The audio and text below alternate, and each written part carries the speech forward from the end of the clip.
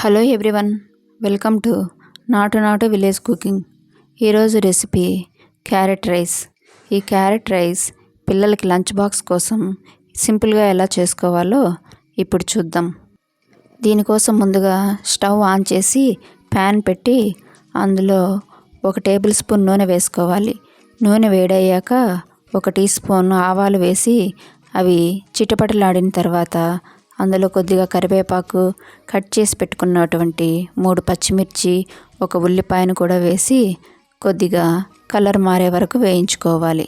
తర్వాత 4 క్యారెట్లు తీసుకొని ఈ విధంగా లావుగా తురుముకోవాలి. ఈ తురుముకున్నటువంటి క్యారెట్ని ప్యాన్లో వేసి తగినంత ఉప్పు, 1/2 టీ స్పూన్ పసుపు వేసి ఒకసారి బాగా కలిపి మూత పెట్టి 3 నిమిషాలు మగ్గనివ్వాలి. 3 నిమిషాల తర్వాత మూత తీసి మళ్ళీ ఒకసారి ఈ క్యారెట్ని బాగా కలుపుకోవాలి. ఇలా కలుపుకున్న తర్వాత ఒకసారి చెక్ చేసుకోవాలి. చెక్ చేసుకున్నప్పుడు క్యారెట్ 80% మగ్గింటే రైస్ యాడ్ చేసుకోవచ్చు.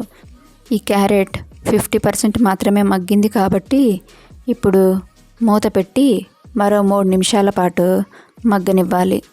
3 నిమిషాల తర్వాత మూత తీసి అందులో సన్నగా తరిగి పెట్టుకున్నటువంటి కొత్తిమీరను కొద్దిగా యాడ్ చేసుకోవాలి. ఇప్పుడు ఈ కొత్తిమీర కలిసేలాగా ఒకసారి కలుపుకోవాలి. తర్వాత ఇందులో వండి పెట్టుకున్నటువంటి అన్నాన్ని ఇందులో వేసుకొని కలుపుకోవాలి. క్యారెట్ 80% ఉడికితే సరిపోతుంది. 100% ఉడికినట్టయితే మెత్తగా అయిపోతుంది. కాబట్టి 80% ఉడికిన తర్వాత ఉడికించి పెట్టుకున్నటువంటి అన్నాన్ని ఇందులో వేసి కలుపుకోవాలి. అంతే, ఎంతో టేస్టీగా ఉండే క్యారెట్ రైస్ రెడీ. మా పిల్లలకి స్కూల్లోనే బ్రేక్ఫాస్ట్కి సపరేట్గా బ్రేక్ ఉంటుంది కాబట్టి దానికోసం పొంగలి, లంచ్ కోసం దద్దోజనం, క్యారెట్ రైస్ ఇలా సింపుల్గా చేశాను. క్యారెట్ రైస్ మసాలా ఏమీ లేకుండా సింపుల్గా చేసా కాబట్టి దద్దోజనం చేశాను. ఆల్రెడీ అప్లోడ్ చేసిన బీట్రూట్ రైస్ మసాలా ఉంది కాబట్టి నేను ఆ రోజు సింపుల్గా పెరుగన్నం పెట్టి పంపించాను.